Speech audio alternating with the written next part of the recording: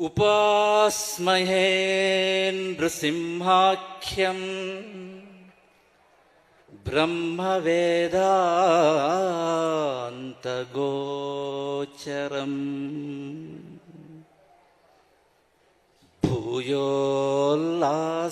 ಸಂಸಾರಚ್ಛೇದಹೇತುಂ ಜಗದ್ಗುರುಂ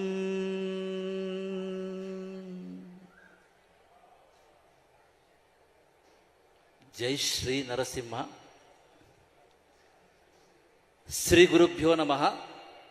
ಆತ್ಮೀಯ ಧರ್ಮ ಬಂಧುಗಳೇ,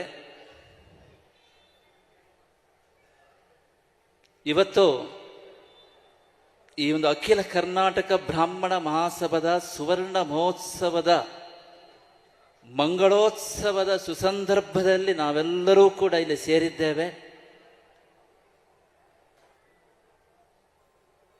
ಕಳೆದ 2 ದಿನಗಳಿಂದ ವಿಶೇಷವಾಗಿ ಈ ಒಂದು ಭವ್ಯವಾದ ವಿಶ್ವಾಮಿತ್ರ ವೇದಿಕೆಯಲ್ಲಿ ಅಖಿಲ ಕರ್ನಾಟಕ ಬ್ರಾಹ್ಮಣ ಮಹಾಸಭಾ ಕಳೆದ 50 ವರ್ಷಗಳಿಂದ ನಡೆದು ಬಂದಿರತಕ್ಕಂತಹ ಆ ಒಂದು ದಾರಿಯ ಬಗ್ಗೆ ಸಿಂಹಾವಲೋಕನ ಕಾರ್ಯಕ್ರಮ ನಡೆದಿದೆ. ಕೊನೆಯ ಘಟ್ಟದಲ್ಲಿ ನಾವು ತಮಗೆಲ್ಲರಿಗೂ ಕೂಡ ನಮ್ಮ ಒಂದು ಅನಿಸಿಕೆಗಳನ್ನು ಹಂಚಿಕೊಳ್ತಾ ಇದ್ದೇವೆ. ಮೊಟ್ಟ ಮೊದಲು ಬ್ರಾಹ್ಮಣ ಸಮುದಾಯ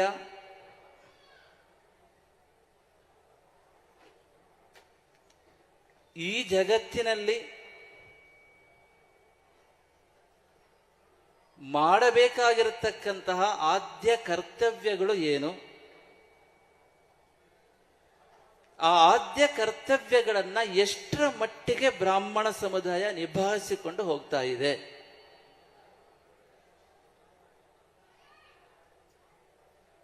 ಒಬ್ಬ ವ್ಯಕ್ತಿ ತನ್ನ ಕರ್ತವ್ಯವನ್ನ ಪರಿಪೂರ್ಣವಾಗಿ ನಿಭಾಯಿಸಬೇಕು ಅಂತಾದರೆ ಮೊಟ್ಟ ಮೊದಲು ಆತನಿಗೆ ತನಗೆ ಕೊಟ್ಟಿರತಕ್ಕಂತಹ ಹೊಣೆಗಾರಿಕೆಯ ಜವಾಬ್ದಾರಿಯ ಸ್ಪಷ್ಟ ಪರಿಚಯ ಇರಬೇಕು. ಒಬ್ಬ ಜಿಲ್ಲಾಧಿಕಾರಿ ಇದ್ದಾರೆ, ಅವರಿಗೆ ಪದನಾಮ ಇದೆ, ಡೆಸಿಗ್ನೇಷನ್ ಇದೆ. ಆದರೆ ಜಿಲ್ಲಾಧಿಕಾರಿ ಯಾವ ರೀತಿಯಲ್ಲಿ ತನ್ನ ಜವಾಬ್ದಾರಿಯನ್ನು ನಿರ್ವಹಿಸಬೇಕು ಎನ್ನುವ ಸ್ಪಷ್ಟ ಸೂಚನೆ ಸರ್ಕಾರದಿಂದ ಇಲ್ಲ ಅಂತಾದರೆ, ಆ ಸ್ಪಷ್ಟ ಸೂಚನೆಯ ಬಗ್ಗೆ ಸರಿಯಾದ ಅರಿವು ಆ ಜಿಲ್ಲಾಧಿಕಾರಿಗೆ ಇಲ್ಲ ಅಂತಾದರೆ, ಆ ಜಿಲ್ಲಾಧಿಕಾರಿಗಳು ತಮ್ಮ ಕರ್ತವ್ಯ ಕರ್ಮಕ್ಕೆ ಪೂರ್ಣ ನ್ಯಾಯವನ್ನು ಒದಗಿಸುವಂತೆ ಕೆಲಸ ಮಾಡಲಿಕ್ಕೆ ಆಗುವುದಿಲ್ಲ.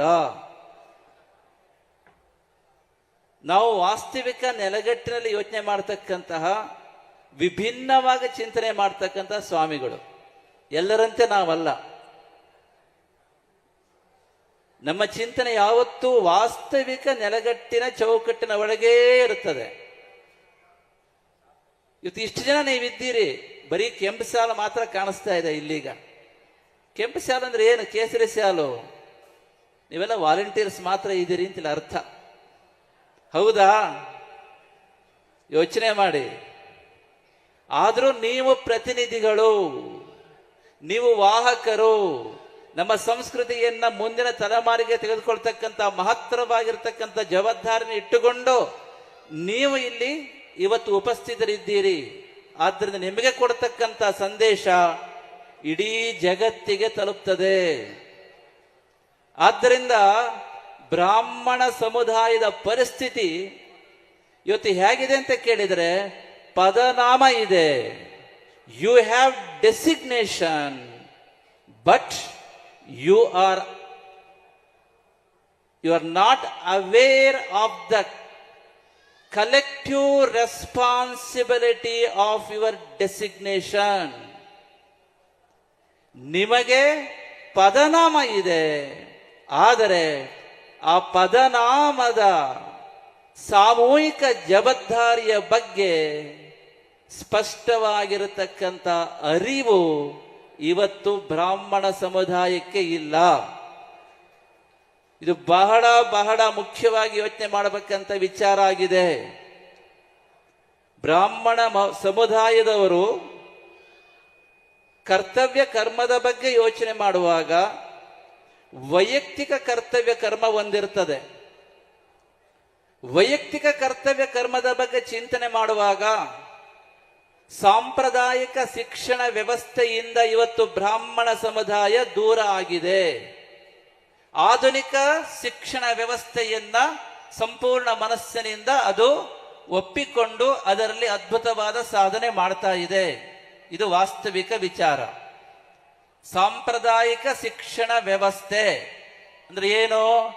ಬ್ರಾಹ್ಮಣ ಸಮುದಾಯದವರು ವೇದಗಳನ್ನ, ಶಾಸ್ತ್ರಗಳನ್ನ, ಈ ಸಚ್ಚಿಂತನೆಗಳನ್ನ ಕಡ್ಡಾಯವಾಗಿ ಅಧ್ಯಯನ ಮಾಡಬೇಕು. ಆದರೆ ಆ ಚಿಂತನೆ ಇವತ್ತು ಮರೆಯಾಗ್ತಾ ಇದೆ. ಆದರೆ ಆಧುನಿಕ ಶಿಕ್ಷಣವನ್ನ ಅತ್ಯುನ್ನತವಾಗಿ ಅಧ್ಯಯನ ಮಾಡಿಸ್ತಕ್ಕಂಥ ವ್ಯವಸ್ಥೆ, ಪರಿಪಾಠ ಸಮಾಜದಲ್ಲಿ ಬೆಳೀತಾ ಇದೆ. ಅದು ತಿಳ್ಕೊಬೇಕು. ಇದ್ರಲ್ಲಿ ನಾವು ಸಮನ್ವಯನ ಸಾಧಿಸಬೇಕಾಗಿದೆ. ಎರಡೂ ಬೇಕು ನಮಗೆ. ಈಗ ಎರಡೂ ಕೂಡ, ಎರಡು ಶಿಕ್ಷಣ ವ್ಯವಸ್ಥೆಗೆ ಹೇಗಿರಬೇಕು ಅಂತ ಕೇಳಿದರೆ, ಬದುಕಿನ ಬಂಡಿಯ ಎರಡು ಚಕ್ರಗಳಾಗಿ ಮುಂದಕ್ಕೆ ತೆಗೆದುಕೊಳ್ತಕ್ಕಂತಹ ರೀತಿಯಲ್ಲಿ ಈ ಆಧುನಿಕ ಶಿಕ್ಷಣ ವ್ಯವಸ್ಥೆ ಮತ್ತು ಸಾಂಪ್ರದಾಯಿಕ ಶಿಕ್ಷಣ ವ್ಯವಸ್ಥೆಯಲ್ಲಿ ಸಮನ್ವಯತೆಯನ್ನು ಸಾಧಿಸಿಕೊಂಡು ಇವತ್ತು ಬ್ರಾಹ್ಮಣ ಸಮುದಾಯ ಮುಂದಕ್ಕೆ ಸಾಗಬೇಕಾಗಿದೆ. ಇದು ವೈಯಕ್ತಿಕ ಕರ್ತವ್ಯದಲ್ಲಿ ಮೊದಲನೆಯ ಕರ್ತವ್ಯವಾಗಿದೆ. ಇನ್ನು ವೃತ್ತಿಗೆ ಬಂದ್ರೆ, ಇವತ್ತು ಪಾರಂಪರಿಕ ವೃತ್ತಿಯ ಬಗ್ಗೆ ಬ್ರಾಹ್ಮಣ ಸಮುದಾಯ ದೂರ ಆಗ್ತಾ ಇದೆ. ಪಾರಂಪರಿಕ ವೃತ್ತಿ, ಹಾಗಾದ್ರೆ ಯಾವ ವೃತ್ತಿಯನ್ನು ಹೆಚ್ಚಾಗಿ ಒಪ್ಪಿಕೊಳ್ತಾ ಇದೆ ಅಂತ ಕೇಳಿದ್ರೆ, ತಾವು ಕಲ್ತಿರ್ತಕ್ಕಂತಹ ಆಧುನಿಕ ಶಿಕ್ಷಣದ ವ್ಯವಸ್ಥೆಗೆ ಅನುಸಾರವಾಗಿ ಇವತ್ತು ಪ್ರಪಂಚಾದ್ಯಂತ ಎಲ್ಲಾ ಕ್ಷೇತ್ರಗಳಲ್ಲೂ ಕೂಡ ಬ್ರಾಹ್ಮಣ ಸಮುದಾಯದವರು ತಮ್ಮ ಛಾಪನ್ನ ಒತ್ತಾ ಇದ್ದಾರೆ. ಇದು ಕೂಡ ಸ್ವಾಗತಾರ್ಹ ವಿಚಾರವೇ ಆಗಿದೆ. ಆದರೆ ಇಲ್ಲೂ ತಿಳ್ಕೊಬೇಕು, ಪಾರಂಪರಿಕ ವೃತ್ತಿಯ ಬಗ್ಗೆ ಖಂಡಿತವಾಗಿಯೂ ಕೂಡ ಕೀಳರಿಮೆಯ ಭಾವನೆ ಇರಬಾರದು. ಪಾರಂಪರಿಕ ವೃತ್ತಿಯ ಬಗ್ಗೆ, ಯಾವುದು ಪಾರಂಪರಿಕ ವೃತ್ತಿ? ಬೋಧಕ ವೃತ್ತಿ, ಅರ್ಚಕ ವೃತ್ತಿ, ಪೌರೋಹಿತ್ಯ ವೃತ್ತಿ, ಇವೆಲ್ಲವೂ ಕೂಡ ಬ್ರಾಹ್ಮಣ ಸಮುದಾಯದ ಪಾರಂಪರಿಕ ವೃತ್ತಿಗಳಾಗಿದೆ. ಆ ಪಾರಂಪರಿಕ ವೃತ್ತಿ ವ್ಯವಸ್ಥೆಯಿಂದ ಇವತ್ತು ಬ್ರಾಹ್ಮಣ ಸಮುದಾಯ ದೂರಕ್ಕೆ ಹೋಗ್ತಾ ಇದೆ. ಅಷ್ಟೇ ಅಲ್ಲ, ಆ ಪಾರಂಪರಿಕ ವೃತ್ತಿಗಳ ಬಗ್ಗೆ ಅಸಡ್ಡೆ ಇದೆ. ಅದರ ಬಗ್ಗೆ ಹೆಚ್ಚಿನ ಗೌರವವನ್ನ, ನಿಜವಾದ ಅಂತರಾರ್ಥದಲ್ಲಿ ಕೊಡ್ತಕ್ಕಂಥ ಪರಿಪಾಠವನ್ನ ಇವತ್ತು ಸಮಾಜ ಬೆಳೆಸ್ಕೊಳ್ತಾ ಇಲ್ಲ. ಇದು ನಾವು ತಪ್ಪನ್ನ ತಿದ್ದಿಕೊಳ್ತಕ್ಕಂತಹ ವಿಚಾರ ಆಗಿದೆ. ನಮಗೆ ಪಾರಂಪರಿಕ ವೃತ್ತಿಯ ಬಗ್ಗೆ ಅಭಿಮಾನ ಬೇಕು. ಒಬ್ಬ ಅರ್ಚಕನು ಕೂಡ ಎದೆ ತೊಟ್ಟಿ ನಾನು ಅರ್ಚಕ ಅಂತ ಹೇಳ್ತಕ್ಕಂಥ ಪರಿಸ್ಥಿತಿ ಬರಬೇಕು. ಒಬ್ಬ ಬೋಧಕ ಕೂಡ ನಾನು ಬೋಧಕ ಅಂತ ಹೇಳ್ತಕ್ಕಂಥ ಪರಿಸ್ಥಿತಿ ಬರಬೇಕು. ಆದ್ರಿಂದ ಈ ರೀತಿ ನಾವು ಮಾಡ್ತಕ್ಕಂಥ ವೃತ್ತಿಯ ಬಗ್ಗೆ ಪೂಜ್ಯ ಭಾವನೆಯನ್ನು ಇಟ್ಟುಕೊಂಡು ನಾವು ಮುಂದಕ್ಕೆ ಹೋಗ್ತಕ್ಕಂತಹ ಒಂದು ಪರಿಪಾಠವನ್ನ ಬೆಳೆಸ್ಕೋಬೇಕು. ಇದು ಎರಡನೇದಾಗಿದೆ. ವೃತ್ತಿಯನ್ನ ನಾವು ಎರಡು ರೀತಿಯಲ್ಲಿ ಪರಿಗಣಿಸಬಹುದು. ಒಂದು, ನಾವು ಕಲ್ತಿರ್ತಕ್ಕಂತಹ ಆಧುನಿಕ ವಿದ್ಯೆಗೆ ಅನುಸಾರವಾಗಿರ್ತಕ್ಕಂಥ ವೃತ್ತಿ ಒಂದಾದರೆ, ಮತ್ತೊಂದು ಪಾರಂಪರಿಕ ವೃತ್ತಿ. ಎರಡರಲ್ಲೂ ಸಮನ್ವಯನ ಸಾಧಿಸಬೇಕಾಗಿದೆ. ಮೂರನೇದು ಅರ್ಥವ್ಯವಸ್ಥೆ. ಅರ್ಥವ್ಯವಸ್ಥೆಯಲ್ಲಿ ನೋಡಿದರೆ ಇವತ್ತಿಗೂ ಕೂಡ ಬ್ರಾಹ್ಮಣ ಸಮುದಾಯದಲ್ಲಿ ಬಡತನ ರೇಖೆಯಿಂದ ಕೆಳಗಿರ್ತಕ್ಕಂಥ ಅನೇಕರಿದ್ರೂ ಸಹ ಕಳೆದ 50 ವರ್ಷಗಳಿಂದ ಸಿಂಹಾವಲೋಕನ ನೋಡಿದರೆ, ಅಖಿಲ ಕರ್ನಾಟಕ ಬ್ರಾಹ್ಮಣ ಮಹಾಸಭಾದವರು ಆರಂಭ ಮಾಡಿರ್ತಕ್ಕಂಥ ಈ ವೇದಿಕೆಯ ಆ ದಿನದಿಂದ ಇವತ್ತಿನವರೆಗೆ ನೋಡಿದರೆ, ಬ್ರಾಹ್ಮಣ ಸಮುದಾಯದವರು ತಮ್ಮ ಅರ್ಥವ್ಯವಸ್ಥೆಯಲ್ಲಿ ಸ್ವಲ್ಪ ಮಟ್ಟಿನ ಸಾಧನೆಯನ್ನು ಮಾಡಿದ್ದಾರೆ. ಇವತ್ತು ಖಂಡಿತವಾಗಿಯೂ ಕೂಡ ಕೆಲವು ಹಳ್ಳಿಗಳಲ್ಲಿ ಬಿಟ್ಟರೆ ಅನೇಕ ಊರುಗಳಲ್ಲಿ ನೋಡಿದರೆ ಬ್ರಾಹ್ಮಣ ಸಮುದಾಯದವರು ಆರ್ಥಿಕವಾಗಿ ಸ್ವಲ್ಪ ಮಟ್ಟಿಗೆ ಸದೃಢತೆಯನ್ನ ಸಾಧಿಸಿದ್ದಾರೆ. ಇನ್ನು ಇನ್ನೊಂದು ಬಂದರೆ ಸಂಸ್ಕಾರ. ಯಾವಾಗ ಮನುಷ್ಯ ತನ್ನ ಮೂಲಭೂತ ಕರ್ತವ್ಯಗಳನ್ನ ನಿಸ್ಪೃಹತೆಯನ್ನ ಮಾಡಲು ಸರಿಯಾದ ಪ್ರಜ್ಞೆಯನ್ನ ಜೀವನದಲ್ಲಿ ಬೆಳೆಸಿಕೊಳ್ಳುವುದಿಲ್ಲವೋ ಆಗ ಸಹಜವಾಗಿ ಸಂಸ್ಕಾರದ ಕೊರತೆ ಅಲ್ಲಿ ಕಂಡು ಬರ್ತದೆ. ಅಂತಹ ಒಂದು ಸಂಸ್ಕಾರದ ಕೊರತೆಯನ್ನ ಇವತ್ತು ಬ್ರಾಹ್ಮಣ ಸಮುದಾಯ ಎದುರಿಸ್ತಾ ಇದೆ. ವಿಶೇಷವಾಗಿ ಯಾಕೆ ಸಂಸ್ಕಾರದ ಕೊರತೆ ಅಂತ ಕೇಳಿದರೆ, ಯಾವಾಗ ಆ ಒಂದು ಸಾಂಪ್ರದಾಯಿಕ ಶಿಕ್ಷಣ ವ್ಯವಸ್ಥೆಯಿಂದ ದೂರ ಆಗಿ ಆಧುನಿಕ ಶಿಕ್ಷಣ ವ್ಯವಸ್ಥೆಯನ್ನು ಒಪ್ಪಿಕೊಂಡೆವೋ, ಯಾವಾಗ ಪಾರಂಪರಿಕ ವೃತ್ತಿಯನ್ನ ಬಿಟ್ಟು ನಾವು ಓದಿರ್ತಕ್ಕಂಥ ಆಧುನಿಕ ವಿದ್ಯೆಗೆ ಅನುಸಾರವಾಗಿ ನಮ್ಮ ವೃತ್ತಿಯನ್ನು ಆಯ್ಕೆ ಮಾಡಿಕೊಂಡವೋ, ಆಗ ಸಹಜವಾಗಿ ಬ್ರಾಹ್ಮಣ ಸಮುದಾಯದ ಯೋಗ ದೃಷ್ಟಿಕೋನದ ಜೀವನ ಭೋಗ ದೃಷ್ಟಿಕೋನದ ಜೀವನವಾಗಿ ಬದಲಾಗ್ತಾ ಇದೆ.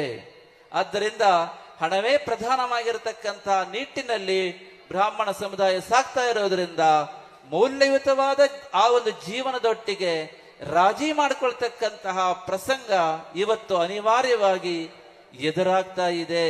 ಆದ್ದರಿಂದ ಈ ಸಂಸ್ಕಾರದ ಕೊರತೆ ಎಲ್ಲ ಹಂತಗಳಲ್ಲಿ ನಾವು ಕಾಣ್ತಾ ಇದ್ದೇವೆ. ಆದರೆ ತಿಳ್ಕೊಳ್ಬೇಕು, ನಾವು ಬ್ರಾಹ್ಮಣ ಸಮುದಾಯವನ್ನ ಉಳಿಸ್ಕೊಳ್ಬೇಕು ಅಂತಾದರೆ ಕುಟುಂಬದಲ್ಲಿ ಮೌಲ್ಯವನ್ನ ಕಾಪಾಡಬೇಕು. ಆ ಮೌಲ್ಯಯುತವಾದ ಕುಟುಂಬಗಳೇ ನಿಜವಾದ ಅರ್ಥದಲ್ಲಿ ಒಂದು ಸಂಸ್ಕೃತಿಯ ಪ್ರಾಣ ಆಗಿರುತ್ತದೆ. ಆದ್ದರಿಂದ ಈ ನಿಟ್ಟಿನಲ್ಲಿ ಕಳೆದ 2 ದಿನಗಳಲ್ಲಿ ಸಾಕಷ್ಟು ಚಿಂತನೆ ಆಗಿದೆ. ಸಂಸ್ಕಾರವನ್ನ ನಾವು ರೂಢಿಸಿಕೊಳ್ಳಬೇಕು. ನಿಜವಾಗಿರ್ತಕ್ಕಂಥ ಅರ್ಥದಲ್ಲಿ ಪ್ರತಿಯೊಬ್ಬ ವ್ಯಕ್ತಿಯೂ ಕೂಡ, ಬ್ರಾಹ್ಮಣ ಸಮುದಾಯದ ಪ್ರತಿಯೊಬ್ಬ ವ್ಯಕ್ತಿಯೂ ಕೂಡ ವೈಯಕ್ತಿಕ ಉನ್ನತಿಯನ್ನ, ಕುಟುಂಬದ ಕ್ಷೇಮವನ್ನ, ಸಮಾಜದ ಹಿತವನ್ನ, ದೇಶದ ಅಭಿವೃದ್ಧಿಯನ್ನ, ವಿಶ್ವದ ಕಲ್ಯಾಣವನ್ನ ಸಾಧಿಸಲಿಕ್ಕೆ ಪೂರಕವಾಗಿ ಬದುಕಬೇಕು. ಪ್ರತಿಯೊಬ್ಬ ವ್ಯಕ್ತಿಯೂ ಕೂಡ ಅಚಲವಾದ ಶ್ರದ್ಧೆಯಿಂದ, ದೃಢವಾದ ನಂಬಿಕೆಯಿಂದ, ಪರಿಶುದ್ಧವಾದ ಭಕ್ತಿಯಿಂದ ಪ್ರತಿನಿತ್ಯವೂ ಪರಮಾತ್ಮನ ಸ್ಮರಣೆ ಮಾಡಿಕೊಳ್ತಕ್ಕಂಥ ಪರಿಪಾಠವನ್ನ ಬೆಳೆಸ್ಕೊಬೇಕು.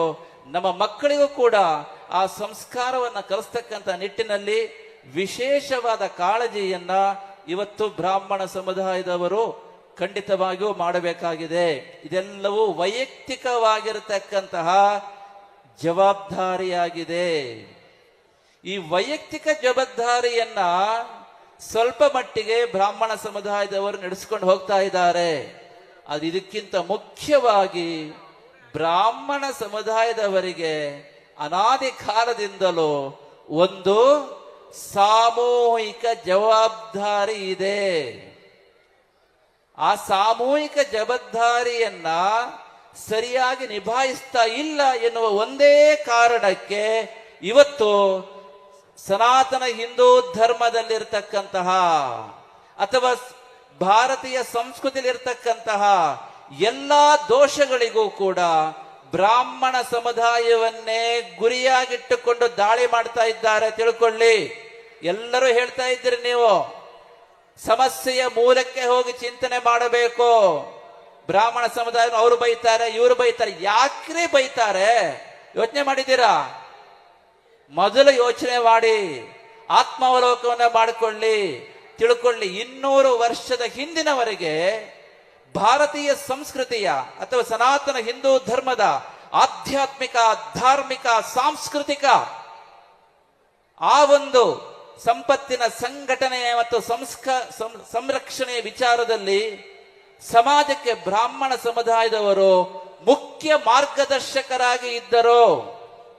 ಹೌದಾ ಅಲ್ಲವಾ? ಯೋಚನೆ ಮಾಡಿ. ಸಮಾಜಕ್ಕೆ ಬ್ರಾಹ್ಮಣ ಸಮುದಾಯದವರು ವಿಶೇಷವಾಗಿ ಮುಖ್ಯ ಮಾರ್ಗದರ್ಶಕರಾಗಿ ಇದ್ದರು. ಈ ಮುಖ್ಯ ಮಾರ್ಗದರ್ಶಕರಾಗಿದ್ದ ಮೇಲೆ ಸಮಾಜಕ್ಕೆ ಸರಿಯಾಗಿ ಮಾರ್ಗದರ್ಶನ ಮಾಡಬೇಕಲ್ವಾ?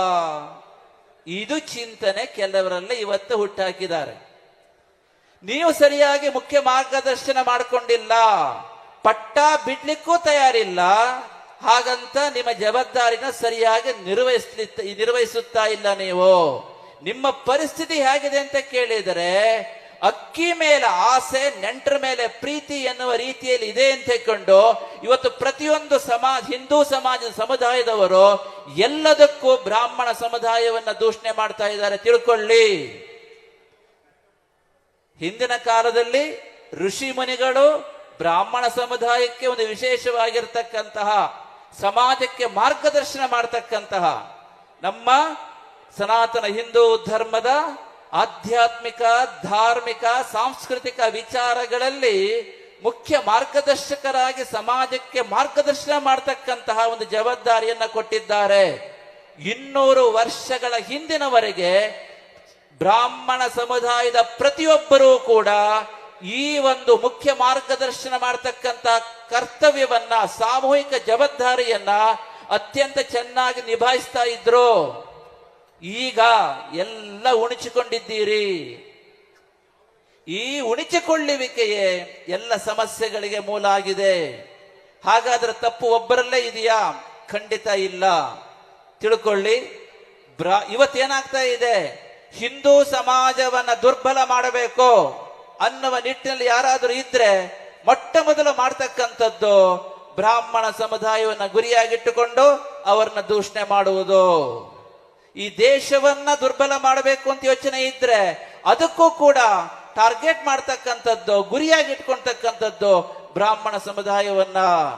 ಅಷ್ಟೇ ಅಲ್ಲ, ಹಿಂದೂಗಳಲ್ಲಿ ಪರಸ್ಪರ ಕಚ್ಚಾಡ್ಕೊಳ್ಬೇಕು. ಅವರು ಒಟ್ಟಾಗಿರಬಾರದು, ಒಡೆದು ಆಳುವ ನೀತಿ ಅನುಸರಿಸಬೇಕು ಅಂತ ಹೇಳ್ಕೊಂಡು ಇವತ್ತು ಯಾರಾದ್ರೂ ಪ್ರಯತ್ನ ಮಾಡ್ತಾ ಇದ್ರೆ ಅದಕ್ಕೂ ಅವರು ಪ್ರಧಾನವಾಗಿ ಗುರಿಯಾಗಿ ಇಟ್ಕೊಂಡಿರ್ತಕ್ಕಂಥದ್ದು ಬ್ರಾಹ್ಮಣ ಸಮುದಾಯವನ್ನ. ಆದ್ದರಿಂದ ನೂರಾರು ರೀತಿಯ ದಾಳಿಯನ್ನ ಬ್ರಾಹ್ಮಣ ಸಮುದಾಯ ಇವತ್ತು ಎದುರಿಸ್ತಾ ಇದೆ.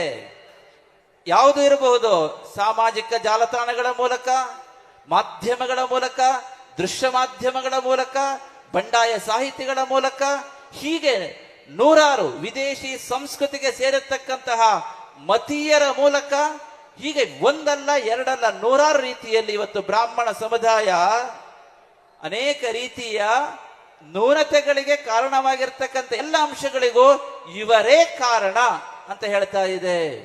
ಹಿಂದೂ ಸಮಾಜದಲ್ಲಿ ಯಾವುದೇ ನ್ಯೂನತೆ ಕಂಡು ಬಂದರೂ ಕೂಡ ಕಾಲ ವೈಪರೀತ್ಯ ದೋಷಗಳಿಂದ ನ್ಯೂನತೆಗಳು ಸಹಜವಾಗಿ ಉಂಟಾಗ್ತದೆ. ತಿಳ್ಕೊಳ್ಳಿ, ನ್ಯೂನತೆಗಳು ಕಾಲ ವೈಪರೀತ್ಯ ದೋಷದಿಂದ ಸಹಜವಾಗಿ ಒಂದು ಸಮಾಜದಲ್ಲಿ ಉಂಟಾಗ್ತದೆ. ಆದರೆ ಆ ಎಲ್ಲ ನ್ಯೂನತೆಗಳಿಗೂ ಕೂಡ ಬ್ರಾಹ್ಮಣ ಸಮುದಾಯವನ್ನೇ ಬೊಟ್ಟು ಮಾಡಿ ತೋರಿಸ್ತಕ್ಕಂತಹ ಒಂದು ಪ್ರವೃತ್ತಿ ಇವತ್ತು ಸಮಾಜದಲ್ಲಿ ಕಾಣ್ತಾ ಇದೆ. ಹಾಗಾದ್ರೆ ಇದಕ್ಕೆ ಯಾರ ಕಾರಣ ಅಂತ ಯೋಚನೆ ಮಾಡಿದರೆ, ಒಂದು, ಬ್ರಾಹ್ಮಣ ಸಮುದಾಯದವರು ತಮ್ಮ ಸಾಮೂಹಿಕ ಕರ್ತವ್ಯವನ್ನ ಸರಿಯಾಗಿ ನಿಭಾಯಿಸಿಲ್ಲ ಎನ್ನುವ ವಿಚಾರವನ್ನು ನೋಡಿದರೆ ಇದು ಪೂರ್ಣವಾದ ಸತ್ಯ ಅಲ್ಲ, ಸ್ವಲ್ಪ ಮಟ್ಟಿಗೆ ವಿಚಾರ ಇರಬಹುದು. ಆದರೆ ಇದಕ್ಕೆ ಮುಖ್ಯವಾದ ಕಾರಣ ಅಂತ ಕೇಳಿದರೆ, ಇದಕ್ಕೆ ಮುಖ್ಯವಾದ ಕಾರಣ ಯಾರು ಈ ದೇಶದ ಕಾರ್ಯಾಂಗವನ್ನ, ಶಾಸಕಾಂಗವನ್ನ, ನ್ಯಾಯಾಂಗವನ್ನ ಸಾವಿರಾರು ವರ್ಷಗಳಿಂದ ಇಟ್ಟುಕೊಂಡು ಬರ್ತಾರೋ ಅವರೂ ಕೂಡ ಇದರಲ್ಲಿ ಪಾಲುದಾರರು ಆಗಿರ್ತಾರೆ ಎನ್ನುವುದನ್ನ ನಾವು ತಿಳ್ಕೊಬೇಕು.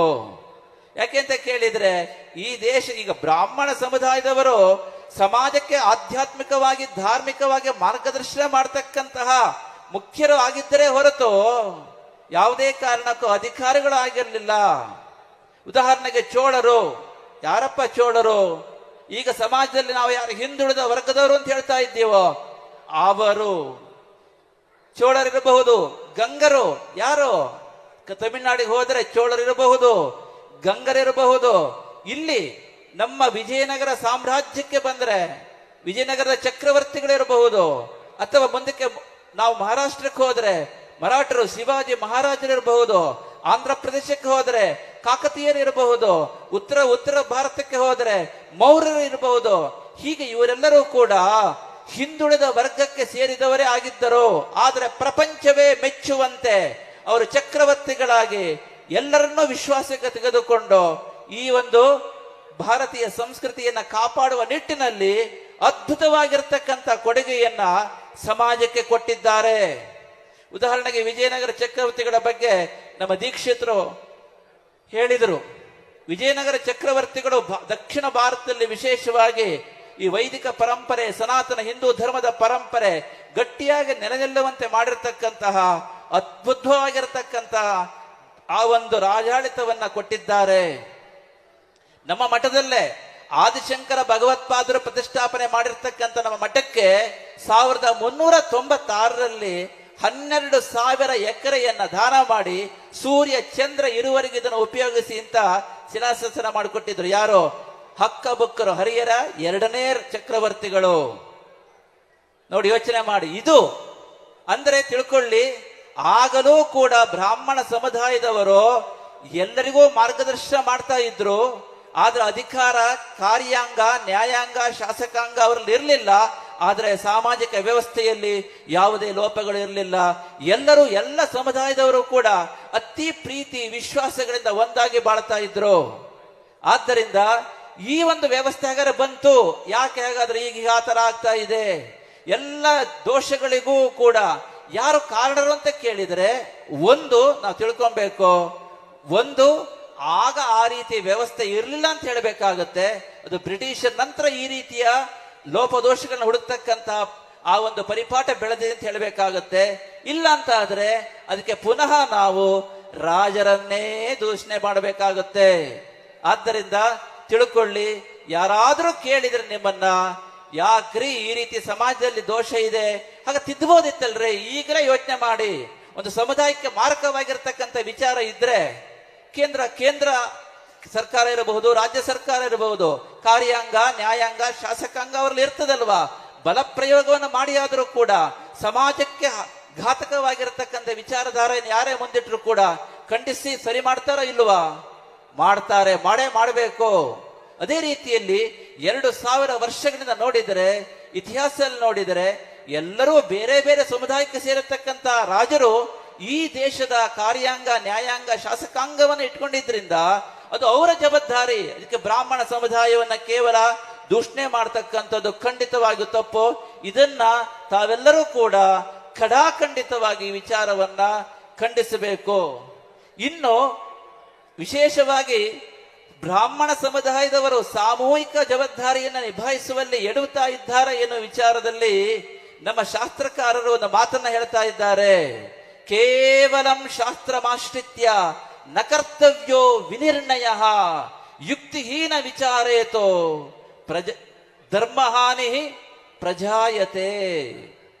ಇದು ಪ್ರಾಚೀನ ಶಾಸ್ತ್ರವಾಗಿ ನಿರುಕ್ತದಲ್ಲಿ ಹೇಳಿರ್ತಕ್ಕಂಥ ಒಂದು ಮಾತು. ತಿಳ್ಕೊಳ್ಳಿ, ಯಾವ ರೀತಿಯಲ್ಲಿ ಬ್ರಾಹ್ಮಣ ಸಮುದಾಯದವರು ಸಮಸ್ತ ಸನಾತನ ಹಿಂದೂ ಧರ್ಮಕ್ಕೆ ಮಾರ್ಗದರ್ಶನ ಮಾಡಬೇಕು, ಎಲ್ಲರನ್ನೂ ಪರಸ್ಪರ ಪ್ರೀತಿ ವಿಶ್ವಾಸಗಳನ್ನ ನೋಡ್ತಾ ಎಲ್ಲರನ್ನೂ ಜೋಡಿಸಿಕೊಂಡು ಹೇಗೆ ಮುನ್ನಡೆಯಬೇಕು ಎನ್ನೋ ವಿಚಾರ ಮಾಡ್ತಾ ಒಂದು ಮಾತನ್ನ ಹಿರಿಯರು ಹೇಳ್ತಾ ಇದ್ದಾರೆ. ಕೇವಲಂ ಶಾಸ್ತ್ರಮಾಶ್ರಿತ್ಯ ನ ಕರ್ತವ್ಯೋ ವಿನಿರ್ಣಯ. ಕೇವಲ ಶಾಸ್ತ್ರದಲ್ಲಿ ಹೇಳಿದೆ ಅಂತ ವಿಚಾರ ಮಾಡದೆ ಅಂಧಾನುಕರಣೆಯಿಂದ ನೀವು ಧರ್ಮವನ್ನ ಆಚರಿಸಿದರೆ, ಶಾಸ್ತ್ರವನ್ನ ಆಚರಿಸಿದರೆ ಅದು ಧರ್ಮ ನಾಶಕ್ಕೆ ಕಾರಣವಾಗುತ್ತದೆ ಎನ್ನುವ ಎಚ್ಚರಿಕೆಯನ್ನ ಕೊಟ್ಟು ಮಾರ್ಗದರ್ಶನ ಮಾಡ್ಲಿಕ್ಕೆ ಹೇಳಿದ್ದಾರೆ. ಆದ್ದರಿಂದ ಬ್ರಾಹ್ಮಣ ಸಮುದಾಯದವರು ಇವತ್ತು ಏನು ಮಾಡಬೇಕು ಅಂತ ಕೇಳಿದರೆ, ಸಮಷ್ಟಿ ಹಿತಚಿಂತನೆಯನ್ನ, ಸಮನ್ವಯ ದೃಷ್ಟಿಕೋನವನ್ನು ಇಟ್ಟುಕೊಂಡು ಸಮಸ್ತ ಸಮಾಜಕ್ಕೆ ಮಾರ್ಗದರ್ಶನ ಮಾಡಲಿಕ್ಕೆ ಪ್ರಯತ್ನ ಮಾಡಬೇಕು. ಇವತ್ತು ಸಮುದಾಯ ಕೇಳ್ತದೆ ಬಿಡ್ತದೆ ಪ್ರಶ್ನೆ ಇಲ್ಲ. ನೀವು ಮೌಲ್ಯಯುತವಾದ ಜೀವನ ನಡೆಸ್ತಾ ಆ ಮೌಲ್ಯಯುತವಾದ ಜೀವನಕ್ಕೆ ಪ್ರೇರಣೆಯನ್ನು ಕೊಡುವ ನಿಟ್ಟಿನಲ್ಲಿ ಸಮಸ್ತ ಸಮಾಜಕ್ಕೆ ಮಾರ್ಗದರ್ಶನ ಮಾಡತಕ್ಕಂತ ಜವಾಬ್ದಾರಿ ನಿಮಗೆ ಇದೆ. ಯಾಕೆ ಅಂತ ಕೇಳಿದ್ರೆ ಅವ್ರು ಹೇಳ್ತಾರೆ, ನಮ್ಮಪ್ಪ ನೀವ್ ಇಟ್ಕೊಂಡಿದ್ರಿ ಜ್ಞಾನ ಸಂಪತ್ತನ್ನ, ನಮಗೆ ಯಾಕೆ ಕೊಟ್ಟಿಲ್ಲ ಅಂತ. ಈ ತಪ್ಪು ಕಲ್ಪನೆ ಹಿಂದೆ ಇತ್ತೋ ಅಥವಾ ಬ್ರಿಟಿಷರ್ ನಂತರ ಬಂತೋ ಅದು ಗೊತ್ತಿಲ್ಲ. ಆದ್ರೆ ಈಗ ಮಾತ್ರ 200 ವರ್ಷಗಳಿಂದ ಮಾತ್ರ ಪ್ರತಿಯೊಂದು ವಿಷಯಕ್ಕೂ ಬ್ರಾಹ್ಮಣ ಸಮುದಾಯನ ಗುರಿಯಾಗಿಸಿಕೊಂಡು ಅವರ ಆತ್ಮ ಸ್ವಾಭಿಮಾನಕ್ಕೆ ಕುಂದುಂಟು ಆಗುವಂತೆ ಮಾಡ್ತಾ ಇದ್ದಾರೆ. ಯಾಕೆ ಅಂತ ಕೇಳಿದರೆ, ನಿಮಗೆ ನಿಮ್ಮ ಸಾಮೂಹಿಕ ಜವಾಬ್ದಾರಿಯ ಬಗ್ಗೆ ಸ್ಪಷ್ಟವಾಗಿರತಕ್ಕಂಥ ಅರಿವು ಇಲ್ಲದೆ ಇರತಕ್ಕಂಥ ಕಾರಣವೇ ಆಗಿರುತ್ತದೆ. ಆದ್ದರಿಂದ ಶಾಸ್ತ್ರ ಹೇಳ್ತಾ ಇದೆ, 3 ಸಮಯದಲ್ಲಿ ಶಾಸ್ತ್ರವನ್ನ ಸ್ವಲ್ಪ ಯೋಚನೆ ಮಾಡಿ ಆಚರಿಸಬೇಕು. 1, ಶಾಸ್ತ್ರವಾಕ್ಯವು ಅನುಭವಕ್ಕೆ ವಿರುದ್ಧವಾಗಿದ್ದಲ್ಲಿ. 2, ಶಾಸ್ತ್ರವಾಕ್ಯದಲ್ಲಿ ಮಾನವತ್ವ ಇಲ್ಲದೆ ಇದ್ದಲ್ಲಿ. 3, ಶಾಸ್ತ್ರವಾಕ್ಯವು ಲೋಕಹಿತಕ್ಕೆ ಪೂರಕವಾಗಿ ಇರದೇ ಇದ್ದಲ್ಲಿ. ಈ 3 ಸಂದರ್ಭಗಳಲ್ಲಿ ಶಾಸ್ತ್ರವಾಕ್ಯವನ್ನ ಮೂಲ ತತ್ವಕ್ಕೆ ವಿರೋಧ ಬಾರದಂತೆ ಇವತ್ತಿನ ದೇಶ ಕಾಲ ಪರಿಸ್ಥಿತಿಗೆ ತಕ್ಕಂತೆ ಸಮನ್ವಯ ಮಾಡಿಕೊಂಡು ಮುಂದಕ್ಕೆ ಹೋಗಬೇಕು ಅಂತ ಹೇಳ್ತಾ ಇದೆ. ನೋಡಿ, ಭಾರತೀಯ ಸಂಸ್ಕೃತಿ ಬಹು ಅಭಿಪ್ರಾಯಕ್ಕೆ ಮನ್ನಣೆ ಕೊಡ್ತಕ್ಕಂಥ ಸಂಸ್ಕೃತಿ. ಇಲ್ಲಿ ವಿಚಾರಕ್ಕೆ ಮನ್ನಣೆ ಇದೆ, ವಿಚಾರಕ್ಕೆ ಮುಕ್ತ ಅವಕಾಶವಿದೆ. ಬಿಕಾಸ್ ಆಸ್ ಅವರ್ ಭಾರತೀಯ culture is has provided freedom of thought. So naturally it leads to diversity. ನಮ್ಮ ಭಾರತೀಯ ಸಂಸ್ಕೃತಿ ವಿಚಾರಕ್ಕೆ ಮುಕ್ತ ಅವಕಾಶವನ್ನ ಕೊಟ್ಟಿದೆ. We have given free space for freedom of thought. ಆದ್ದರಿಂದ ಈ ಸಂಸ್ಕೃತಿಯಲ್ಲಿ ವಿಚಾರಧಾರೆ ಭಿನ್ನ ಭಿನ್ನವಾಗಿರ್ತದೆ, ಆದ್ರೆ ಇದು ತಪ್ಪು ಅಂತ ಹೇಳಬಾರದು ಅಂತ ಒಂದು ವಿಚಾರವನ್ನು ಹೇಳ್ತಾ ಇದ್ದೇವೆ. ಈಗ ತಾನೇ ದೀಕ್ಷಿತರು ಹೇಳಿದ್ರು, ದೀಕ್ಷಿತರ ಮಾತನ್ನ ಸಹಮತ ಮಾಡ್ತೇವೆ. ಯಾಕೆ ಗೊತ್ತುಂಟಾ? ಮೊದಲು ಗೊತ್ತಿರಲಿ, ಬ್ರಾಹ್ಮಣ ಎನ್ನುವುದು ಜಾತಿ ಸೂಚಕ ಪದವಲ್ಲ. ಸ್ಪಷ್ಟವಾಗಿ ಗೊತ್ತಿರಬೇಕು ನಿಮಗೆ. ಬ್ರಾಹ್ಮಣ ಎನ್ನುವುದು ವರ್ಣ ಸೂಚಕ ಪದವಾಗಿದೆ. ವೇದಗಳಲ್ಲಿ ಜಾತಿ ಪದ್ಧತಿ ಇಲ್ಲ, ವರ್ಣವನ್ನ ಹೇಳಿದ್ದಾರೆ. ಜಾತಿಗೂ ವರ್ಣಕ್ಕೂ ವ್ಯತ್ಯಾಸ ಗೊತ್ತಿರಬೇಕು. ಜಾತಿ ಎನ್ನುವುದು ಏಕಮುಖ ಸಂಚಾರದ ಮಾರ್ಗವನ್ನ ಹೊಂದಿರತಕ್ಕಂಥ ಒಂದು ವ್ಯವಸ್ಥೆ. ವರ್ಣ ಎನ್ನುವುದು, ವರ್ಣ ಅಂದ್ರೆ one which can be selected is ವರ್ಣ. ಋಣ ಧಾತುವಿನಿಂದ ಬಂದಿರತಕ್ಕಂಥದ್ದು. ವರಿಸುವುದು, ಆರಿಸಿಕೊಳ್ಳುವುದು, ಆರಿಸಿಕೊಳ್ಳುವುದಕ್ಕೆ ಪೂರ್ಣ ಸ್ವಾತಂತ್ರ್ಯವಿರುವುದು ವರ್ಣ. ಬ್ರಾಹ್ಮಣ ಜಾತಿ ಅಲ್ಲ, ತಿಳ್ಕೊಳ್ಳಿ. ಬ್ರಾಹ್ಮಣ ಎನ್ನುವ ಪದ ವರ್ಣ. ವರ್ಣ ವ್ಯವಸ್ಥೆಯನ್ನ ವೇದಗಳು ಹೇಳಿದೆ, ಜಾತಿ ವ್ಯವಸ್ಥೆಯನ್ನ ವೇದಗಳು ಹೇಳಲಿಲ್ಲ. ಈ ವರ್ಣ ವ್ಯವಸ್ಥೆ ಕಾಲಾಂತರದಲ್ಲಿ ಜಾತಿಯಾಗಿ ಮಾರ್ಪಟ್ಟಿದೆ. ಆದ್ದರಿಂದ ಜಾತಿ ಅಂದ್ರೆ ಏನು? ಇವತ್ತು ಯಾಕೆ ಬ್ರಾಹ್ಮಣ ಸಮುದಾಯವನ್ನು ದೂಷಣೆ ಮಾಡ್ತಾ ಇದ್ದೀರಿ ಎಲ್ಲರೂ ಅಂತ ಕೇಳಿದ್ರೆ, ಎಲ್ಲರೂ ಹೇಳೋದು ಒಂದೇ ಮಾತು, ನೀವು ಜಾತಿ ವ್ಯವಸ್ಥೆಯನ್ನ ಪೋಷಣೆ ಮಾಡಿದ್ದೀರಿ, ಸಮಾಜದಲ್ಲಿ ತಾರತಮ್ಯವನ್ನು ಬೆಳೆಸಿದ್ದೀರಿ. Because of this internal inequality ಜಾಸ್ತಿ ಆಯಿತು, ಶೋಷಣೆಯ ಪ್ರವೃತ್ತಿ ಜಾಸ್ತಿ ಆಯಿತು, ಎಕ್ಸ್ಪ್ಲೋಟೇಷನ್ ಜಾಸ್ತಿ ಆಯಿತು, ಡಿಸ್ಕ್ರಿಮಿನೇಷನ್ ಜಾಸ್ತಿ ಆಯಿತು. For all these flaws you are the sole responsible ಅಂತ ಹೇಳ್ತಾ ಇದ್ದಾರೆ. ಆದ್ದರಿಂದ ತಿಳ್ಕೊಳ್ತಕ್ಕಂಥ ವಿಚಾರ, ಬ್ರಾಹ್ಮಣ ಎನ್ನುವುದು ವರ್ಣಸೂಚಕ ಪದವಾಗಿದೆ. ಜಾತಿ ನೋಡಿ, ಜಾತಿ ಅಂತ ಹೇಳಿದ್ರೆ ತುಂಬಾ ಯೋಚನೆ ಮಾಡ್ಲಿಕ್ಕೆ ಹೋದ್ರೆ ಪಾರಮಾರ್ಥಿಕ ನೆಲೆಯಲ್ಲಿ, ವೇದಾಂತದ ನೆಲೆಯಲ್ಲಿ ಜಾತಿ ಎನ್ನುವ ಪದಕ್ಕೆ ಅರ್ಥವೇ ಇಲ್ಲ. ಜಾತಿ ಎನ್ನುವುದನ್ನ ಆದಿಶಂಕರ ಭಗವತ್ಪಾದರು ಸ್ಪಷ್ಟವಾಗಿ ಉಪಾಧಿ ಅಂತ ಹೇಳ್ತಾ ಇದ್ದಾರೆ. ಸ್ಪಷ್ಟ ಗೊತ್ತಿರಬೇಕು. ಆದ್ದರಿಂದ ಜಾತಿ ಎನ್ನುವುದು ಲೋಕರೂಢಿಗೆ ವಿರುದ್ಧವಾಗಿರ್ತಕ್ಕಂಥ ವಿಚಾರವಾಗಿದೆ, ಭೌತಿಕ ವಿಜ್ಞಾನಕ್ಕೂ ವಿರುದ್ಧವಾಗಿರ್ತಕ್ಕಂಥ ವಿಚಾರವಾಗಿದೆ. ಅಷ್ಟೇ ಅಲ್ಲ, ಕೆಲವೊಂದು ಸಂದರ್ಭಗಳಲ್ಲಿ ಮಾನವತ್ವಕ್ಕೂ ವಿರುದ್ಧವಾಗಿರ್ತಕ್ಕಂಥ ವಿಚಾರ ಆಗಿದೆ. ಯಾಕೆ ಅಂತ ನಾವು ಹೇಳ್ತೇವೆ, ತಿಳ್ಕೊಳ್ಳಿ. ಮನುಷ್ಯನ ಭೌತಿಕ ದೇಹದ ಅಂಗರಚನಾ ಶಾಸ್ತ್ರಕ್ಕೆ ಅನುಗುಣವಾಗಿ ಜಾತಿ ಇರೋದು ಒಂದೇ. ಇನ್ನು ಹೆಚ್ಚು ಅಂತ ಹೇಳಿದ್ರೆ ಹೆಣ್ಣು ಗಂಡು ಎರಡು ಜಾತಿಯನ್ನು ಹೇಳಬಹುದಾಗಿದೆ. According to the anatomy of our human body there is only one caste system. ಹೌದಾ ಅಲ್ಲೋ ಯೋಚನೆ ಮಾಡಿ ನೋಡಿ. ನಾವ್ ಹೇಳಿ ಪ್ರಾಕ್ಟಿಕಲಿ ಮಾತಾಡ್ತಾ ಇದ್ದೇವೆ. ಶಾಸ್ತ್ರವಾಕ್ಯಕ್ಕೆ ವಿರುದ್ಧವಾದ್ದು ಜಾತಿ ಎನ್ನುವುದು. ಇವೆಲ್ಲ ಹೇಳ್ತಿರಲ್ವಾ? ಹೇಳಿ. ಫಸ್ಟ್ ವರ್ಣ ವ್ಯವಸ್ಥೆ ವೈಜ್ಞಾನಿಕವಾದ ಚಿಂತನೆ ತಿಳ್ಕೊಳ್ಳಿ. ನಾವು ಮತ್ತೆ ಯಾವುದು ವಿರುದ್ಧಕ್ಕೆ ಮಾತಾಡ್ತಾ ಇಲ್ಲ. ನಾವು ಹೇಳುವುದು ವೇದಗಳ ಕಾಲಕ್ಕೆ ಮತ್ತೆ ಪುನಃ ಹೋಗಬೇಕು. ಬ್ರಾಹ್ಮಣ ಸಮುದಾಯ ವರ್ಣ ವ್ಯವಸ್ಥೆ ಎನ್ನುವುದು ದ್ವಿಮುಖ ಸಂಚಾರ ಮಾರ್ಗದ ಅವಕಾಶ ಇರತಕ್ಕಂತಹ ಅತ್ಯುತ್ತಮವಾಗಿರತಕ್ಕಂತಹ ಆ ಒಂದು ಪದ್ಧತಿಯಾಗಿದೆ. ಅದನ್ನ ಇವತ್ತು ಯೋಚನೆ ಮಾಡತಕ್ಕಂಥ ಸ್ಥಿತಿಯಲ್ಲಿ ಬ್ರಾಹ್ಮಣ ಸಮುದಾಯ ಇದೆ. ಹಾಗಾದ್ರೆ ಏನು ಮಾಡಬಹುದು? ಒಂದು ಪರಿಹಾರ ಹೇಳ್ತಾ ಇದ್ದೇವೆ. 50ನೇ ವರ್ಷದ ಈ ಒಂದು ಸುವರ್ಣ ಮಹೋತ್ಸವ ಸಂದರ್ಭದಲ್ಲಿ ಯಾರ ಭಾವನೆಗೂ ಕಿಂಚಿತ್ತು ಧಕ್ಕೆ ಬಾರದಂತೆ ಈ ಒಂದು ಸಮಸ್ಯೆಗೆ ಪರಿಷ್ಕಾರವನ್ನು ನಾವು ಹೇಳ್ತಾ ಇದ್ದೇವೆ. ಎಲ್ಲರೂ ತಿಳ್ಕೊಬೇಕು. ಏನಂತ ಕೇಳಿದ್ರೆ, ಮನುಷ್ಯರನ್ನ ಬೇರೆ ಬೇರೆ ಜಾತಿ ಎಂದು ಗುರುತಿಸುವುದು ಭೌತಿಕ ವಿಜ್ಞಾನಕ್ಕೆ, ಲೋಕರೂಢಿಗೆ ಹಾಗೂ ಆ ಒಂದು ಶಾಸ್ತ್ರಕ್ಕೆ ವಿರುದ್ಧವಾಗಿರ್ತಕ್ಕಂಥ ವಿಚಾರ ಆಗಿದೆ. ಹಾಗಾದ್ರೆ ಏನು ಮಾಡಬೇಕು? ನಾವು ಟಚ್ ಮಾಡ್ತಾ ಇಲ್ಲ ಯಾವ ವಿಷಯವನ್ನ. ತಿಳ್ಕೊಳ್ಳಿ. ಏನು ಮಾಡಬೇಕು ಅಂತ ಕೇಳಿದ್ರೆ, ಮನುಷ್ಯರನ್ನ ಗುರುತಿಸುವಾಗ ಜಾತಿ ಎನ್ನುವ ಸಂಕುಚಿತ ಅರ್ಥವನ್ನು ಕೊಡ್ತಕ್ಕಂಥ ಪದಕ್ಕೆ ಬದಲಾಗಿ ಅತ್ಯಂತ ಅರ್ಥಗರ್ಭಿತವಾದ, ಸೌಜನ್ಯಪೂರ್ಣವಾದ, ಸಮಂಜಸವಾದ ಸಮುದಾಯ ಎನ್ನುವ ಪದವನ್ನ ಬಳಸಬೇಕು. ಇದು ಒಂದು ಮಾಡಿ ನೀವು ಗೆಲ್ತೀರಿ. ಒಂದೇ ಸಾಕು, ಮತ್ತೇನು ಬೇಡ. ನೀವು ಮಾಡಬೇಕಾಗಿ ನಾವು ಜಾತಿ ಬಗ್ಗೆ ಮಾತಾಡ್ತಾ ಇಲ್ಲ. ನಾವು ಹೇಳಿದ್ದೇನು ಗೊತ್ತುಂಟಾ? ಮಮ್ಮಿ ಅಂತ ಹೇಳಬೇಡಿ, ಬಾಯಿ ತುಂಬಾ ಅಮ್ಮ ಅಂತ ಕರೀರಿ. ಅದು ನಾವು ಹೇಳ್ತಾ ಇದ್ದೇವೆ. ಮಮ್ಮಿ ಬೇಡಪ್ಪ, ಬಾಯಿ ತುಂಬಾ ಅಮ್ಮ ಅಂತ ಕರೀರಿ. ಅದೇ ರೀತಿಯಲ್ಲಿ ಈ ಜಾತಿ ಗೋಜೆ ಬೇಡ, ವೇದದಲ್ಲಿ ಇಲ್ಲ, ವರ್ಣ ಇದೆ. ಆದ್ರೆ ಏನ್ ಮಾಡ್ಬೇಕಾಗಾದ್ರೆ ಜಾತಿಯ ಬದಲಾಗಿ ಸಮುದಾಯ ಅಂತ ಗುರುಸ್ಕೊಳ್ಳಿ. ಸಾಂಘಿಕ ಗುರುತಿಸಿಕೊಳ್ಳುವಿಕೆಯಲ್ಲಿ ಬಲ ಇದೆ. ಯಾಕೆ ಇವತ್ತು ಭಾರತೀಯ ಸಂಸ್ಕೃತಿ, ಸನಾತನ ಹಿಂದೂ ಧರ್ಮ ಯಾಕೆ ಇಷ್ಟು ಕಷ್ಟಪಡ್ತಾ ಇದೆ ಅಂತ ಕೇಳಿದ್ರೆ, ಜಾತಿ ಹೆಸರಿನಲ್ಲಿ ಸಮಾಜವನ್ನ ಒಡಿತಾ ಇದ್ದಾರೆ. ಆದ್ದರಿಂದ ಈ ಜಾತಿ ಒಟ್ಟೆ ಗುರುಸ್ಕೊಳ್ಳುವುದು ಇವತ್ತು ಭಾರತೀಯ ಸಂಸ್ಕೃತಿಯ, ಸನಾತನ ಹಿಂದೂ ಧರ್ಮದ ಆ ಒಂದು ಬಲಹೀನತೆಗೆ ಒಂದು ಪ್ರಧಾನವಾಗಿರ್ತಕ್ಕಂಥ ಕಾರಣ ಆಗ್ತಾ ಇದೆ ಸಮಾಜದಲ್ಲಿ. ಆದ್ದರಿಂದ ಇದಕ್ಕೆ ಏನ್ ಮಾಡಬೇಕು ಪರಿಹಾರ ಅಂತ ಕೇಳಿದ್ರೆ, ಇವತ್ತಿನಿಂದಲೇ ಪ್ರತಿಯೊಬ್ಬರು ತಿಳ್ಕೊಳ್ಳಿ, ನೀವು ಮಾಡಬೇಕಾಯ್ತು ಮತ್ತೇನೂ ಇಲ್ಲ, ಬ್ರಾಹ್ಮಣ ಸಮುದಾಯ ಅಂತ ಗುರುಸ್ಕೊಳ್ಳಿ. ಯಾರು ಕೂಡ ಜಾತಿ ಕೇಳಲಿಕ್ಕೆ ಹೋಗಬೇಡಿ. ಇದರಿಂದ ಏನು ಉಪಯೋಗ ಅಂತ ಕೇಳಬಹುದು. ಈಗ ತಾನೇ ಜಾತಿ ಗಣಿತ ಬಂದಿದೆ ಅಂತ ಹೇಳ್ತಾ ಇದ್ದಾರೆ. ಎಲ್ಲರೂ ಒಂದೇ ಕೊರಗು, ಏನು ಗೊತ್ತುಂಟಾ?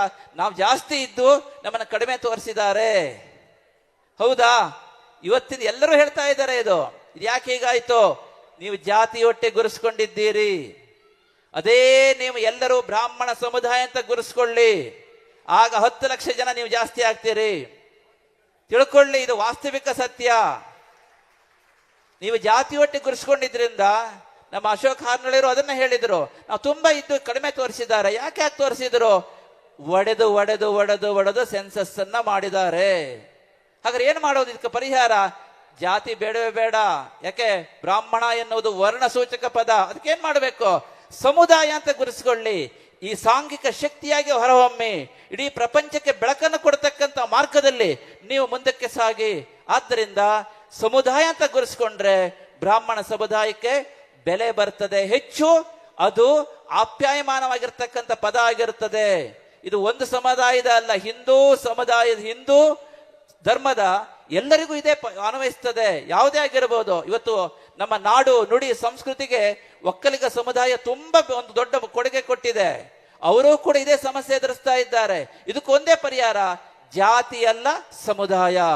ಹಾಗೆ ಎಲ್ಲ ಸಮುದಾಯಗಳು, ಹಾಲು ಮತ ಸಮುದಾಯ ನೋಡಿ. ಅದಕ್ಕೆ ಹೇಳ್ತಾ ಇದ್ದೇವೆ ಈ ವೇದಿಕೆಯ ಮೂಲಕ ಸಮಸ್ತ ಹಿಂದೂ ಬಾಂಧವರಿಗೆ ಹೇಳ್ತಾ ಇದ್ದೇವೆ, ನೀವು ಜಾತಿ ಒಟ್ಟಿಗೆ ಗುರುಸ್ಕೊಳ್ಳಕ್ ಹೋಗಬೇಡಿ. ಇವತ್ತೇ ಕೊನೆ. ನೀವು ನಿಮ್ಮ ಆ ಒಂದು ಜಾತಿ ಅಂತ ಏನು ಕರಿತಾ ಇದ್ದೀರಿ ಇದುವರೆಗೆ, ಅದನ್ನ ಸಮುದಾಯ ಅಂತ ಗುರುಸ್ಕೊಳ್ಳಿ. ಸಮುದಾಯ ಅಂತ ಗುರುಸ್ಕೊಂಡಾಗ ಆ ಸಾಂಘಿಕ ಶಕ್ತಿಯ ಬಲ ನಿಮ್ಮ ಸಮುದಾಯಕ್ಕೆ ಬರುತ್ತದೆ. ಎಲ್ಲ ಸಮುದಾಯಗಳು ಸಂಪದ್ಭರಿತವಾಗ್ತದೆ. ಆದ್ದರಿಂದ ಇವತ್ತು ಬ್ರಾಹ್ಮಣ ಈ ಮಹಾಸಭಾದ 50ನೇ ವರ್ಷದಲ್ಲಿ ಇವತ್ತು ನಾವು ಹಾರಳ್ಳಿ ಅಶೋಕ್ ಅವರಿಗೆ ಹೇಳ್ತಾ ಇದ್ದೇವೆ, ಇವತ್ತು ಅವರ ಜನ್ಮದಿನೋತ್ಸವ ಹೌದು. ಇವತ್ತು ಒಂದು ನಿರ್ಣಯ ಮಾಡಿ, ಇವತ್ತು ಜಾತಿ ಬೇಡ ಸಮುದಾಯ. ಇದರಿಂದ ಯಾರಿಗೂ ಯಾವ ಭಾವನೆಗೂ ಕಿಂಚಿತ್ ಧಕ್ಕೆ ಇಲ್ಲ. ನಾವು ಶಾಸ್ತ್ರ ಬಿಡ್ತಾ ಇಲ್ಲ. ನಾವು ಹೇಳಿದ್ವಲ್ಲ ಮೊದಲೇ, ಮಮ್ಮಿ ಎನ್ನುವ ಪದ ಬೇಡ, ಅಮ್ಮ ಎನ್ನುವ ಪದವನ್ನು ಉಪಯೋಗಿಸುವ. ಆಗ ನಾವು ಬಲಗೊಳ್ತೇವೆ. ನಮ್ಮ ಆತ್ಮ ಸ್ವಾಭಿಮಾನ ಜಾಸ್ತಿ ಆಗ್ತದೆ. ನಮ್ಮ ಅಸ್ತಿತ್ವಕ್ಕೆ ಬೆಲೆ ಬರ್ತದೆ. ಸಂಘಟನೆಯ ಶಕ್ತಿಯನ್ನು ನಾವು ಜಗತ್ತಿಗೆ ತೋರಿಸಲಿಕ್ಕೆ ಸಾಧ್ಯ ಆಗುತ್ತೆ. ಆದ್ದರಿಂದ ಇವತ್ತು ನಿರ್ಣಯ ಮಾಡಿ, ಬ್ರಾಹ್ಮಣ ಸಮುದಾಯಕ್ಕೆ ಅಂತ ಕೇಳಿದ್ರೆ ಸಾಮೂಹಿಕ ಜವಾಬ್ದಾರಿಯಲ್ಲಿ ಪ್ರಧಾನವಾಗಿದ್ದು ಯಾವುದು? ಭಾರತೀಯ ಆಧ್ಯಾತ್ಮಿಕ ಮತ್ತು ಸಾಂಸ್ಕೃತಿಕ ಮತ್ತು ಆ ಒಂದು ಐತಿಹಾಸಿಕ ಮತ್ತು ಧಾರ್ಮಿಕ ವಿಚಾರಗಳಿಗೆ ಮುಖ್ಯ ಮಾರ್ಗದರ್ಶಕರು ಅಂತ ಯಾವ ನಮ್ಮ ಋಷಿಮುನಿಗಳು ಪಟ್ಟವನ್ನ ಕೊಟ್ಟಿದ್ದಾರೋ, ಪಟ್ಟ ಬಿಡ್ಲಿಕ್ಕೆ ತಯಾರಿಲ್ಲ. ನಾವೀಗ ಹಿಡ್ಕೊಂಡಿದ್ದೇವೆ ಪಟ್ಟವನ್ನ. ಅದನ್ನೇ ಜೋಯಿಸರು ಹೇಳಿದ್ರು, ಬ್ರಾಹ್ಮಣರು ಬೇರೆ, ಬ್ರಾಹ್ಮಣ್ಯ ಬೇರೆ ಅಂತ. ಆದ್ದರಿಂದ ಬ್ರಾಹ್ಮಣ್ಯವನ್ನು ಇಟ್ಟುಕೊಂಡ್ರೆ ಬ್ರಾಹ್ಮಣರಾಗಬಹುದೇ ಹೊರತು ಬ್ರಾಹ್ಮಣ್ಯವೇ ಇಲ್ಲ ಬ್ರಾಹ್ಮಣರು ಅಂತ ಹೇಳಿದ್ರೆ ಮುಖವಾಡ ಹಾಕಿದಾಗ ಆಗ್ತದೆ. ಆ ನಿಟ್ಟಿನಲ್ಲಿ ಇವತ್ತು ಎಲ್ಲರೂ ಒಂದು ಸಂಕಲ್ಪವನ್ನು ಮಾಡುವ. ಇನ್ನು ಮುಂದೆ ಜಾತಿ ಕೇಳಲಿಕ್ಕೆ ಹೋಗಬೇಡಿ, ಎಲ್ಲರೂ ಸಮುದಾಯದೊಟ್ಟಿಗೆ ಗುರುಸ್ಕೊಳ್ಳಿ. ಅಂತಹ ನಿಟ್ಟಿನಲ್ಲಿ ಈ ಒಂದು ದೃಢ ಸಂಕಲ್ಪವನ್ನು ಮಾಡುವ ಅಂತ ಹೇಳ್ತಾ, ಬ್ರಾಹ್ಮಣ ಸಮುದಾಯದ ಈ ಒಂದು ಸಂಘಟನೆ ಏನಿದೆ ಅತ್ಯಂತ ಸಂಕೀರ್ಣವಾದ ಸಂಘಟನೆ ಆಗಿದೆ. ಯಾಕೆಂತ ಕೇಳಿದ್ರೆ ಇಲ್ಲಿ ಅನೇಕ ಸಿದ್ಧಾಂತಗಳು, ಮತಗಳು, ಪಂಥಗಳು ಇದ್ದಾವೆ. ಆದರೂ ಕೂಡ ಇಷ್ಟೊಂದು ಒಳ್ಳೆಯ ನಿಟ್ಟಿನಲ್ಲಿ ಈ 50ನೇ ವರ್ಷದ ಸುವರ್ಣ ಮಹೋತ್ಸವ ನಡೀತಾ ಇರತಕ್ಕಂಥದ್ದು ಎಲ್ಲರಿಗೂ ಅತ್ಯಂತ ಸಂತೋಷದ ವಿಚಾರ ಆಗಿದೆ. ಈ ಸಂಘಟನೆಯ ಹಿಂದೆ ದೊಡ್ಡ ಪರಿಶ್ರಮ ಅಂತಂದ್ರೆ ನಮ್ಮ ಹಾರ್ನಳ್ಳಿ ಅಶೋಕ್ ಅವರದ್ದು. ಇದು ಸಾಧಾರಣದ ವಿಷಯ ಅಲ್ಲ. ಈಗ ತಾನೇ ನಮ್ಮ ಅನೇಕರು ದೀಕ್ಷಿತರು ಹೇಳಿದ್ರು, ಜೋಯಿಸರು ಹೇಳಿದ್ರು, ಎಲ್ಲರೂ ಹೇಳಿದ್ರು, ಬ್ರಾಹ್ಮಣ ಸಂಘಟನೆ ಮಾಡ್ತಕ್ಕಂಥ ದೊಡ್ಡ ಪರಿಶ್ರಮದ ಕೆಲಸ ಅಂತ. ಅಂತ ಒಂದು ಕೆಲಸವನ್ನು ಕಳೆದ 4 ವರ್ಷಗಳಿಂದ ಅತಿ ಉತ್ತಮವಾದ ರೀತಿಯಲ್ಲಿ ಮಾಡಿಕೊಂಡು ಬರ್ತಾ ಇದ್ದಾರೆ ನಮ್ಮ ಅಶೋಕ್ ಅವರು. ಇವತ್ತು ಅವರು ವಿಶೇಷವಾಗಿ ನಮ್ಮ ಒಂದು ಭಾರತೀಯ ಸಂಸ್ಕೃತಿಗೆ ವಿಶೇಷವಾಗಿರತಕ್ಕಂಥ ಕೊಡುಗೆಯನ್ನು ಕೊಡುವ ನಿಟ್ಟಿನಲ್ಲಿ ಈ ಒಂದು ಬ್ರಾಹ್ಮಣ ಅಖಿಲ ಕರ್ನಾಟಕ ಬ್ರಾಹ್ಮಣ ಮಹಾಸಭಾದ ಈ ಒಂದು ಸುವರ್ಣ ಮಹೋತ್ಸವವನ್ನು ಆಚರಿಸ್ತಾ ಇರತಕ್ಕಂಥದ್ದು ಅತ್ಯಂತ ಸಂತೋಷದ ವಿಚಾರ. ಈ ಒಂದು ಸಭೆಗೆ ವಿಶೇಷವಾಗಿರ್ತಕ್ಕ ಪರೋಕ್ಷವಾಗಿ ಪ್ರತ್ಯಕ್ಷವಾಗಿ ಯಾರ್ಯಾರು ಸೇವೆ ಮಾಡಿರ್ತಾರೋ ಅವರಿಗೆಲ್ಲರಿಗೂ ಕೂಡ ಪರಮಾತ್ಮ ಅನುಗ್ರಹ ಇರಲಿ ಅಂತ ಹೇಳ್ತಾ ಇಂಥ ಶ್ಲಾಘನೀಯ ಕೆಲಸವನ್ನು ಮಾಡಿಕೊಂಡು ಭಾರತೀಯ ಸಂಸ್ಕೃತಿಗೆ ನಮ್ಮ ನಾಡು ನುಡಿಗೆ ಅಪಾರವಾಗಿರ್ತಕ್ಕಂಥ ಕೊಡುಗೆಯನ್ನು ಕೊಡ್ತಾ ಇರತಕ್ಕಂತಹ ಅಶೋಕ್ ಹಾರ್ನಳ್ಳಿ ಅವರಿಗೆ ವಿಶೇಷವಾಗಿರ್ತಕ್ಕಂಥ ಆಶೀರ್ವಾದವನ್ನ ಈ ಸಭಾ ಮೂಲಕ ತಿಳಿಸುತ್ತಾ, ಹಾಗೆ ಸಭೆಯಲ್ಲಿ ಅನೇಕರು ಉಪಸ್ಥಿತರಿದ್ದಾರೆ. ನಮ್ಮ ಹೊರನಾಡು ಜೋಯಿಸರವರಿದ್ದಾರೆ, ಹಾಗೆ ಚಂದ್ರಶೇಖರ್ ಅವರು ಕೂಡ ಇದ್ದಾರೆ. ಹೊರನಾಡು ಜೋಯಿಸರು ವಿಶೇಷವಾಗಿ ಒಂದು ಕೊಡುಗೆಯನ್ನು ಕೊಟ್ಟಿದ್ದಾರೆ ಸುವರ್ಣ ಮಹೋತ್ಸವದ ಭವನಕ್ಕೆ ಹಾಗೂ ನಮ್ಮ ಮಕ್ಕಳಿಗೆ. ಎಲ್ಲರೂ ಒಂದು ಯೋಚನೆ ಮಾಡ್ತಾ ಇದ್ದಾರೆ, ಬ್ರಾಹ್ಮಣ ಸಮುದಾಯದ ಮೂಲಕ ಹೆಚ್ಚು ಶಿಕ್ಷಣ ವ್ಯವಸ್ಥೆಗೆ ಅವಕಾಶ ಆಗಬೇಕು ಅಂತ. ಅಂತಹ ಕೆಲಸವನ್ನ ಅಶೋಕ್ ಹಾರ್ನಳ್ಳಿ ವಿಶೇಷವಾಗಿ ಮಾಡಲಿ ಅಂತ ಹೇಳ್ತಾ, ಹಾಗೆ ಈ ಕಾರ್ಯಕ್ರಮಕ್ಕೆ ವಿಶೇಷವಾಗಿ ನಮ್ಮ ಸುಧಾಕರ್ ಬಾಬು ಅವರಿದ್ದಾರೆ, ಕಾರ್ತಿಕ್ ಬಾಪಟ್ರಿದ್ದಾರೆ. ಹೀಗೆ ಇವರೆಲ್ಲರೂ ಕೂಡ ವಿಶೇಷ ಕೊಡುಗೆಯನ್ನು ಕೊಟ್ಟು ಕಾರ್ಯಕ್ರಮದ ಯಶಸ್ಸಿಗೆ ಕಾರಣ ಆಗಿದ್ದಾರೆ. ಹಾಗೆ ನಮ್ಮ ರಾಘವೇಂದ್ರ ಭಟ್ರು ಕೂಡ ಇದ್ದಾರೆ, ಅವರಿಗೂ ವಿಶೇಷವಾಗಿರ್ತಕ್ಕಂಥ ಆಶೀರ್ವಾದ ತಿಳಿಸ್ತಾ, ಎಲ್ಲರೂ ಕೂಡ ನಮ್ಮ ದೀಕ್ಷಿತರ ಅನುಪಸ್ಥಿತಿಯಲ್ಲಿ ಅವರಿಗೂ ವಿಶೇಷ ಆಶೀರ್ವಾದ ತಿಳಿಸ್ತಾ, ಅಶೋಕ್ ಹಾರ್ನಳ್ಳಿ ದಂಪತಿಗಳಿಗೆ ಮತ್ತೊಮ್ಮೆ ನಮ್ಮ ಆಶೀರ್ವಾದವನ್ನು ತಿಳಿಸ್ತಾ, ವಿಶೇಷವಾಗಿ ಈ ಕಾರ್ಯಕ್ರಮದಲ್ಲಿ ಉಪಸ್ಥಿತರಿರ್ತಕ್ಕಂಥ ನಮ್ಮ ಕೂಡ್ಲಿ ಶ್ರೀಗಳವರಿಗೆ ನಮ್ಮ ಪ್ರೀತಿಪೂರ್ವಕವಾಗಿ ನಾರಾಯಣ ಸ್ಮರಣೆ ತಿಳಿಸುತ್ತಾ ತಮಗೆಲ್ಲರಿಗೂ ಶುಭವಾಗಲಿ. ಮತ್ತೆ ಮತ್ತೆ ಹೇಳ್ತಾ ಇದ್ದೇವೆ, ನಾವು ಈ ಒಂದು ಸಾಮೂಹಿಕ ಜವಾಬ್ದಾರಿ ನಿಭಾಯಿಸಬೇಕು ಅಂತಾದರೆ, ಕರ್ತವ್ಯ ಕರ್ಮವನ್ನು ಪೂರ್ಣ ನ್ಯಾಯ ಒದಗಿಸುವಂತೆ ಮಾಡಬೇಕು ಅಂತಾದರೆ ನಮ್ಮ ಸಾಮೂಹಿಕ ಜವಾಬ್ದಾರಿಯನ್ನ ಅರಿತುಕೊಂಡು ನಾವು ಏನ್ ಮಾಡಬೇಕು? ಜಾತಿ ಬೇಡ, ಸಮುದಾಯ ಒಟ್ಟಿರ್ಲಿ, ಒಗ್ಗಟ್ಟಿರ್ಲಿ, ಒಗ್ಗಟ್ಟಿಗೆ ಬಲ, ಎಲ್ಲರನ್ನೂ ಪ್ರೀತಿಸುವ, ಎಲ್ಲ ಸಮಾಜವನ್ನ ಒಟ್ಟಿಗೆ ತೆಗೆದುಕೊಂಡು ಹೋಗುವ, ಇಡೀ ಭಾರತಕ್ಕೆ ಬೆಳಕನ್ನು ಕೊಡುವ ನಿಟ್ಟಿನಲ್ಲಿ ಬ್ರಾಹ್ಮಣ ಸಮುದಾಯದವರು ಸಂಪೂರ್ಣವಾಗಿ ತಮ್ಮನ್ನು ತೊಡಸ್ಕೊಳ್ತಕ್ಕಂತಹ ಶಕ್ತಿಯನ್ನ ಆ ಗಾಯತ್ರಿ ಮಾತ್ರೆ ನಿಮಗೆಲ್ಲರಿಗೂ ಸಂಪೂರ್ಣವಾಗಿ ಅನುಗ್ರಹಿಸಲಿ ಅಂತ ಹೇಳ್ತಾ, ಎಲ್ಲರಿಗೂ ಶುಭವಾಗಲಿ ಅಂತ ಹೇಳಿ ಈ ಒಂದು ಆಶೀರ್ವಚನ ಸಂಪನ್ನಗೊಳಿಸ್ತಾ ಇದ್ದೇವೆ. ಲೋಕಾಹ ಸಮಸ್ತಾಹ ಸುಖಿನೋ ಭವಂತು. ಓಂ ತಸ್ಸತು.